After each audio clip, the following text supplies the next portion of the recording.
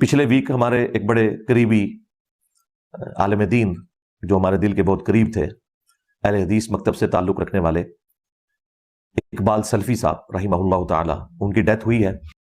بہت بڑی نعمت ہے مسلمانوں کے لیے کہ وہ قرآن و سنت کے وظائف کے مطابق بالکل شرک سے پاک توحید پہ مبنی جو وظائف ہیں ان کی بنیاد کے اوپر عملیات والا کام کرتے تھے۔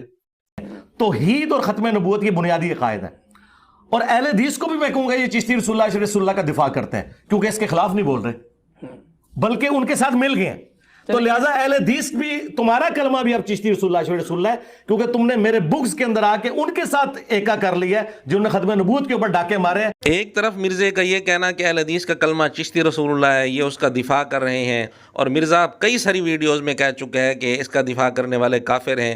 جن کا یہ کلمہ ہو چشتی رسول اللہ وہ تو ظاہر ہے کافر ہیں، مرزے کے اصول کے مطابق تو اہل حدیث کافر ہو گئے۔ تو ایک کافر کے متعلق یہ کہنا کہ وہ میرے دل کے قریب ہے اور اس کو رحمہ اللہ کہنا اور اس کی اتنی تعریفیں کرنا، یہ کون سا دین ہے؟ اب مرزے کی یا تو پہلی بات صحیح ہے یا دوسری بات صحیح ہے، دونوں باتیں صحیح نہیں ہو سکتی۔ ہاں، مرزا کے اندھے شاگرد یہاں بھی یہی کہیں گے کہ مرزے کی دونوں باتیں صحیح ہیں۔